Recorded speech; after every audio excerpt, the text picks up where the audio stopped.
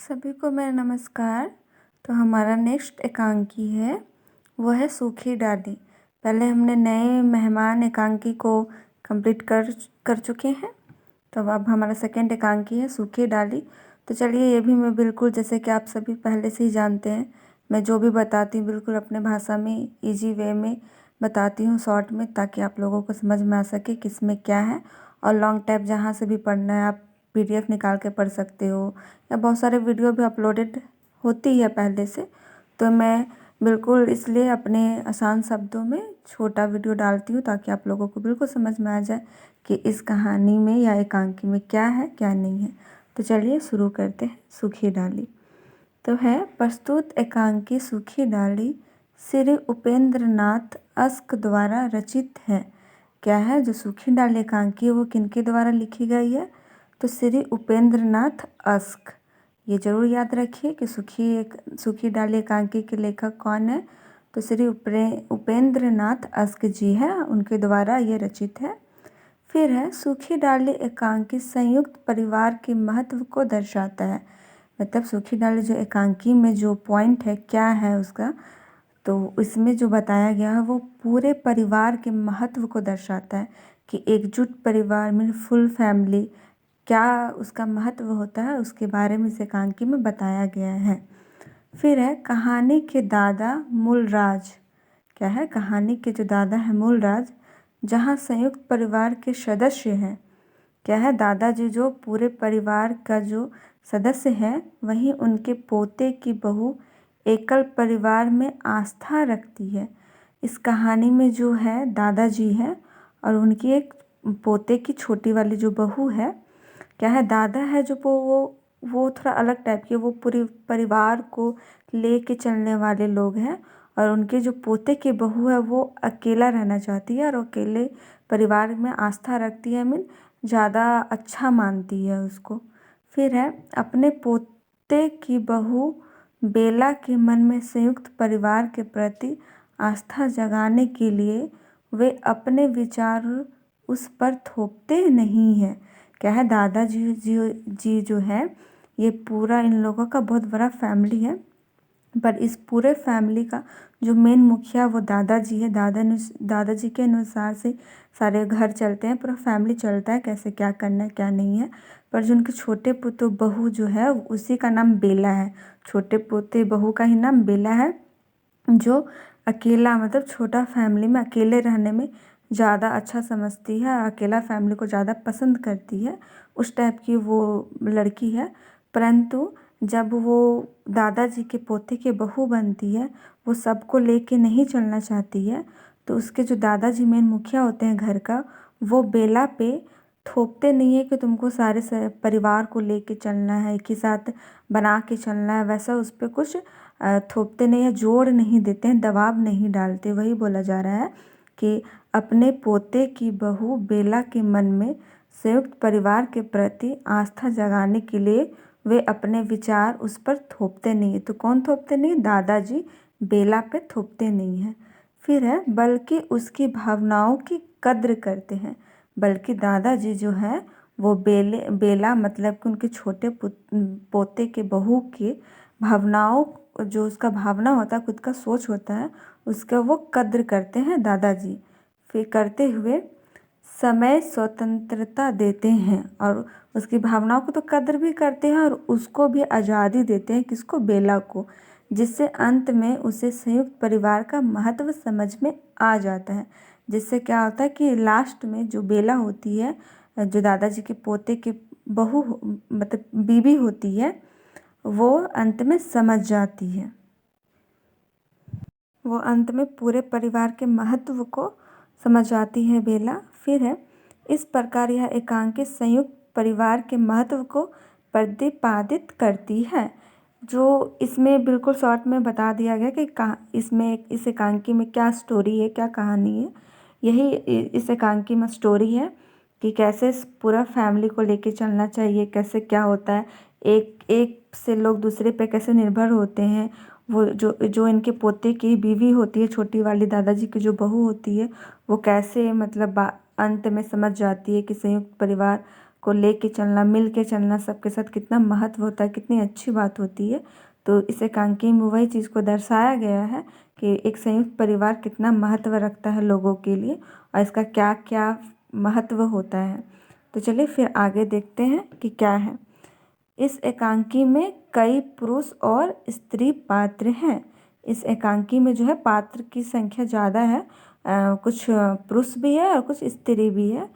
पुरुष पात्र जो है वो है दादा मूलराज, मतलब दादा का ही नाम मूलराज है, और फिर है करमचंद, प्रेस, भासी और मल्लू है। तो वही स्त्री पात्र बेला, छोटी भाभी, मझली भाभी, बड़ी बहू, पारो और रजुआ है। ठीक है। जेंट्स पात्र में कौन कौन से हो गए? पुरुष पात्र में दादा मूलराज जी हो गए और दादाजी के जो बेटे पोते हैं वो लोग हो गए करमचंद, प्रेस, भासी और मल्लू। और जो स्त्री पात्र है जो बेला, उनकी पोते की, छोटे पोते की जो बीवी वो, और एक छोटी भाभी है, एक मझली भाभी है। इन लोगों का नाम ही वही है इस एकांकी में, छोटी भाभी और मझली भाभी। और सिर्फ बेला का अपना नाम है बेला, और बड़ी बहू है एक, और एक पारो और एक रजुआ है जो कि लड़कियां हैं। फिर है दादा मूलराज कहानी में घर के मुखिया हैं। क्या है? दादा जो मूलराज जी हैं वो घर के क्या मुखिया है। उनकी आयु 72 वर्ष है। दादाजी की आयु कितनी है? तो 72 वर्ष है। दादा मूलराज अपने परिवार को एक बरगद का पेड़ समान मानते हैं। क्या बोल रहे हैं कि दादाजी घर के मुखिया है, उनकी आयु 72 साल हो रही है, और दादा मूलराज जो है अपने परिवार को, खुद दादाजी जो है अपने परिवार को किस पेड़ के भांति माने? तो बरगद के पेड़ के भांति। ये आपका क्वेश्चन ऑब्जेक्टिव में भी आ सकता है, तो इसे आप ध्यान में रखें। दादाजी ने अपने पूरे परिवार को कौन सी पेड़ के भांति माने हैं? तो वो है बरगद के पेड़ के समान माने हैं। और उसके आगे है फिर, और परिवार के हर एक सदस्य को बरगद के पेड़ से जो जुड़े डालियाँ होते हैं वो समझते हैं। फिर वो अपने परिवार के किसी एक डाली अर्थात परिवार के सदस्य को पृथक नहीं देख सकते हैं। मीन वो जैसे कि बरगद के पेड़ एक दूसरे से जुड़े रहते हैं, उसी तरह वो अपने परिवार को देखना चाहते हैं, बल्कि ना कि उनके परिवार एक दूसरे से बिखरे रहे, वैसा वो बिल्कुल नहीं देख सकते हैं। फिर है, वे संयुक्त परिवार के उपासक होने के कारण अपने परिवार को टूटने से बचाने के लिए हर संभव प्रयास करते हैं। वो क्या है? दादाजी जो है वो पूरे परिवार को एकजुट रखना चाहते हैं। उस परिवार को टूटने से बचाने के लिए वो सारे प्रयास को करते हैं, सबको लेकर चलते, सबको समझा कर चलते हैं। वो अपने परिवार को खोना नहीं चाहते, वो हमेशा चाहते मेरा परिवार एक साथ रहे, संयुक्त रहे। फिर है, दादा घर के सभी सदस्यों को उचित स्वतंत्रता और सम्मान के पक्षधर हैं। दादा जो है वो सभी सदस्य को घर में मतलब एक सम्मान मानते हैं और सबको आज़ादी भी देते हैं, और जहाँ पे सही गलत होता है वैसा वो डिसीजन लेते हैं। इस तरह से वो सारे घर को लेके चल रहे हैं। फिर है, वे अपने विचारों को किसी पर थोपने के बजाय उनके विचारों को समझने के लिए उचित वातावरण तैयार करते हैं। क्या करते हैं? बहुत सारे गार्जियन होते हैं, वो बच्चे पे या अपने परिवार पे दबाव देते हैं कि ऐसे करो वैसे करो। पर दादाजी जो है वो अपने विचार किसी पे थोपते नहीं है, बल्कि जो उनके बच्चों या उनके परिवार का जो विचार है उसे वो समझते हैं, फिर उसी के अनुसार वो वातावरण को तैयार करते हैं। और बच्चे को भी बात को समझ में आ जाता है कि मेरे दादाजी क्या चाहते हैं, और दादाजी भी समझ जाते हैं कि मेरे बच्चे के लिए क्या सही है क्या गलत है। उसी हिसाब से वो परिवार को लेके चल रहे हैं। फिर है, दादा अनुशासन प्रिय और परिवार के सदस्यों के बीच सामान्य भी है। दादाजी जो है वो अनुशासन भी है और प्यार भी है, और सदस्यों के बीच जो एकता रखते हैं, ये नहीं कि उसे ज़्यादा मान रहे तो उसे कम मान रहे, ऐसा नहीं है, वो सबके साथ इक्वल रह रहे हैं। फिर है, इसके कारण ही घर के प्रत्येक सदस्य उनकी कही बातों का असरसा पालन करते हैं। दादाजी इतने अच्छे ही हैं वो इस तरह से घर को लेके चल रहे हैं, इसी वजह से दादाजी के बात को कोई भी काटता नहीं है, सारे कोई मानता है और उनकी रिस्पेक्ट इज्जत करता है और कही हुई बातों को सब पालन भी करते हैं। फिर है दादा समझदार और दूरदर्शी भी हैं। दादाजी जो है वो समझदार भी है और दूर तक का भी सोच के वो चलते हैं। उनके समझदारी के कारण ही परिवार आज संपन्न के शिखर पर है। संपन्नता मतलब कि पूरा संपूर्ण है। तो दादाजी का जो ये समझदारी है ना, यही कारण की वजह से आज उनका जो पूरा परिवार है वो एकजुट है और हंसता खेलता परिवार है। फिर है ऐसे में नई बहू बेला के आगमन से परिवार में अलगवाव की स्थिति उत्पन्न हो जाती है। क्या होता है, सारा कुछ अच्छा चल रहा होता है, पर जब उनके छोटे पोते का जब शादी होता है और दादाजी के जब नई बहू बेला जो आती है तो वो थोड़ा अलग स्वभाव की होती है। उसे पूरा इतना बड़ा फैमिली पसंद नहीं होता, उसे अलग रहना पसंद होता है, अकेलापन उसे अच्छा लगता है अकेला रहना। तो जब वो घर में आती है, उसका प्रवेश होता है, तो घर में थोड़ा अलग अलग मतलब बिहेव थोड़ा चेंज हो जाता है घर का, तो उत्पन्न हो जाती है वैसा स्थिति, जिसे दादा बड़ी कुशलता से संभाल लेते हैं। जिसे दादाजी हड़बड़ाते नहीं हैं, वो किसी पे कुछ दबाव नहीं डालते हैं, बहुत कुशलता और अपनी चतुराई से इस जो घर में आई रहती है परेशानियाँ उसे संभाल लेते हैं। बेला वह पढ़ी लिखी सुशिक्षित घराने से संबंध रखती है। वो पढ़ी लिखी लड़की है और थोड़ा अलग टाइप की फैमिली से है। उसका विवाह परेश से हुआ है। जो दादाजी के छोटे पोते हैं, इसमें उसका नाम भी आ गया, परेश नाम है, और उसकी पत्नी बेला है और दादाजी के छोटे पोते हैं और उसकी बीवी बेला है। उसकी शादी परेश से हुआ है, जो कि नायब तहसीला पद पर कार्यरत है। मतलब परेश जो है वो ये काम करता है। फिर है इसलिए घर में वह छोटी बहू कहलाने वो छोटी बहू कहलाती है, इसलिए क्योंकि परेश जो है घर का सबसे छोटा पोता होता है और उसकी वो बीवी होती है, इसलिए बेला घर की छोटी बहू कहलाती है। फिर आगे देखते हैं। छोटी बहू हर समय अपने मायके की ही तारीफ करते रहती है। बेला जो है वो हर समय क्या करती है, अपने मायके का ही तारीफ करते रहती है। इस कारण घर के सभी सदस्य उसे अभिमानी समझते हैं। इसी वजह से सारे जो लोग हैं घर के सदस्य उसे अभिमानी मीन इजी वे में बोल सकते तो घमंडी समझते हैं कि मतलब अपना मायके के बारे में बोलती है, ऐसे है वैसे है, और यहाँ पे उसे शायद कुछ व्यवस्था नहीं मिल पा रही है वैसा, तो थोड़ा ऊंचा उसको समझ ले रहे हैं। फिर है और उसकी बातों पर हंसते रहते हैं।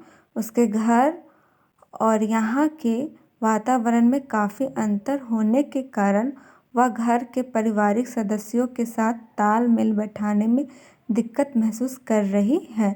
तो जो बेला है वो हमेशा क्या करती है, अपने मायके का तारीफ करते रहती है। इस कारण से जो घर के सदस्य है उसे थोड़ा घमंडी समझते हैं और उसकी बातों पे हंसते रहते हैं। और यहाँ का जो वातावरण है बेला के घर से बहुत अंतर है, अलग है। तो इस वजह से बेला यहाँ के लोगों से तालमेल या मिलजुलने में उसे थोड़ा दिक्कत हो रहा है, दिक्कत महसूस हो रहा है, वो एडजस्ट नहीं कर पा रही है। फिर है आगे, वही घर के सदस्य उसे गंवारली और अभिमानी समझते हैं और उसकी निंदा और उपहास करते रहते हैं। और मतलब कि बेला की हमेशा शिकायत या उसकी निंदा या मजाक उड़ाते रहते हैं। फिर है छोटी बहू बड़े घर की अत्यधिक पढ़ी लिखी बेटी थी। बेला जो थी वो बड़े घर की बेटी थी और बहुत ज़्यादा पढ़ी लिखी भी थी। शादी के पूर्व वह अपने मायके में राज करती आई थी। शादी से पहले वो अपने मम्मी पापा के पास राज करती थी अपने मायके में, परंतु अब उसे यहाँ पर अपने ससुराल में हर एक का आदर करना पड़ता था। लेकिन यहाँ पे सबसे छोटी थी तो उसे सबका इज्जत और आदर करना पड़ता था, हर एक से दबना पड़ता था, हर किसी से उसे दबना पड़ता था और हर एक का आदेश मानना पड़ता था और आदेश भी मानना पड़ता था। इसीलिए यहाँ उसका व्यक्तित्व एक प्रकार से दब सा गया था और इसी कारण उसका मन नहीं लगता था। और यहाँ पर जो उसका अपना एक व्यक्तित्व था वो दब गया था, वो सहमी सहमी रहने लगी थी, चिड़चिड़ा भी हो गई थी थोड़ी। तो इस कारण से उसका जो मन है यहाँ पे नहीं लग पा रहा था। फिर आगे, घर को अलगाव से बचाने के लिए वक्ता ने घर के सभी सदस्यों को बुलाकर समझाया। जब घर में ये जो अलगाव होने लगा था, शुरू होने लगा था, तो जो दादा जी है वो उन्होंने सारे लोगों को इकट्ठा करके समझाया, बुलाकर समझाया कि उन सभी को किस प्रकार से छोटी बहू के साथ व्यवहार करना चाहिए। सारे लोगों को, किन लोगों को बुलाया? सिर्फ छोटी बहू को छोड़ के जो सारे घर की लेडीज़ थे वो लोगों को बुला के दादाजी समझा रहे थे कि छोटी बहू के साथ कैसे व्यवहार करना चाहिए। फिर उन्होंने सभी को समझाया कि घर के सभी सदस्यों को छोटी बहू से ज्ञानार्जन करना चाहिए। मतलब कि घर के सभी सदस्यों को दादाजी ये समझाए कि तुम लोगों को छोटी बहू से ज्ञान लेना चाहिए, ना कि उसके बातों का मजाक उड़ाना चाहिए। ठीक है, इस प्रकार दादाजी की बातों का घर में सभी सदस्यों पर असर पड़ा। दादाजी जो सब लोगों को बुला के समझाए कि छोटी बहू का मजाक नहीं उड़ाना चाहिए, बल्कि उससे और ज्ञान लेना चाहिए। सारे बात को वो अच्छे से अपने फैमिली के बीच पे रखे, और इस प्रकार जो पूरे उनके सदस्य थे, फैमिली थे, वो लोग दादाजी के बातों को समझे और उस पर असर भी पड़ा। तो फिर दादाजी ने सभी को समझाया कि कोई भी व्यक्ति उम्र या दर्जे से बड़ा नहीं होता। दादाजी क्या समझाया अपने फैमिली को? कि कोई भी व्यक्ति उम्र या दर्जे से बड़ा नहीं होता। घर की छोटी बहू भले रिश्ते में सबसे छोटी है, परंतु अकल के मामले में सबसे बड़ी होने के कारण घर के सदस्यों को छोटी बहू की बुद्धि और उसकी योग्यता से लाभ उठाना चाहिए। भले ही छोटी बहू घर के रिश्ते में सबसे छोटी है, परंतु जब उसके अकल का बात किया जाए तो उससे सारे सदस्यों को सीखनी चाहिए, ज्ञान प्राप्ति करनी चाहिए, उससे बुद्धि लेना चाहिए, ऐसा दादाजी कह रहे हैं। फिर घर के सभी सदस्य उसे सही आदर सत्कार, उसकी राय को महत्व और पढ़ने के लिए समय दे।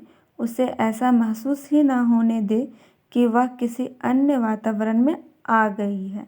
दादाजी सारे अपने फैमिली को बोलते हैं कि जो छोटी बहू है उससे आदर करो, उसको प्यार करो, और उसकी जो राय है, उसकी जो बात है, उसको महत्व दो, और उसको पढ़ने के लिए भी समय दो। ऐसा महसूस ही मत होने दो उसको, ताकि उसको ये ना लगे कि मैं किसी और जगह पे आ गई हूँ, कहाँ आ गई हूँ।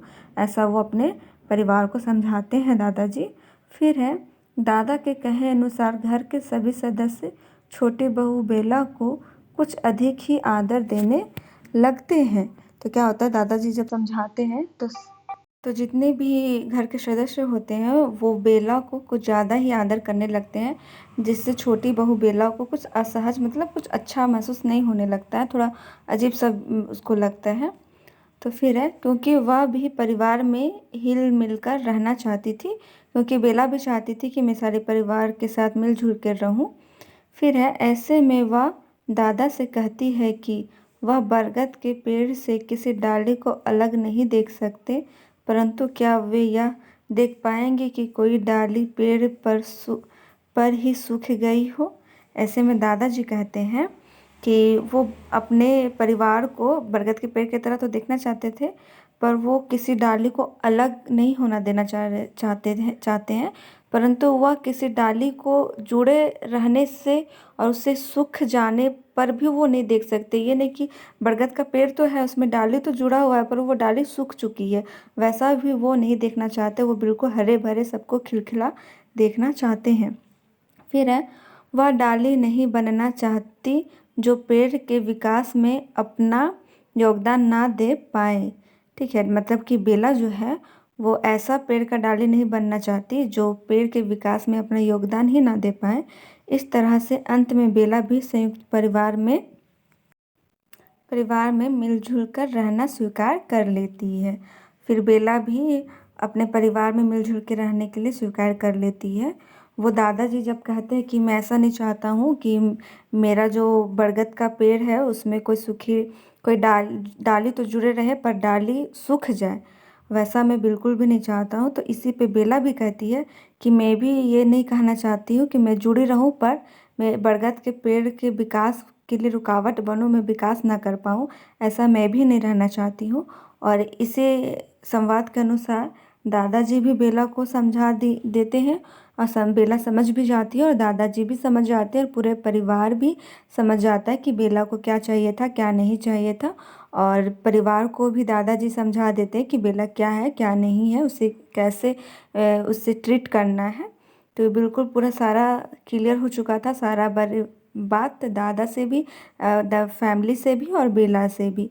और फिर अंत में बेला समझ जाती है कि मुझे कैसे चलना है, क्या करना है, मिलजुल के कैसे रहना है। तो बेला भी अपने रास्ते पे आ जाती है, दादाजी का भी फैमिली एकजुट रह जाता है और घर के सारे सदस्य भी समझ जाते हैं। तो इस एकांकी में बस यही था। तो आशा करती हूँ आप लोगों को ज़रूर समझ में आया होगा। आप लोगों को ये एकांकी कैसा समझ में आया, अच्छे से समझ में आया ना? तो कमेंट करके ज़रूर बताइए कि हाँ, हम लोगों को अच्छे से समझ में आ रही है। तो मैं ऐसा ही समझाने की कोशिश करूँगी। तो मेरे वीडियो को लाइक करें, कमेंट ज़रूर करें और शेयर करें। और अगर आप मेरे चैनल पे नए हैं तो चैनल को ज़रूर सब्सक्राइब करें, क्योंकि मैं रेगुलर वीडियो डालते रहती हूँ आप लोगों के कमेंट के अनुसार ही जो चाहिए होता है। तो धन्यवाद, कीप वॉचिंग।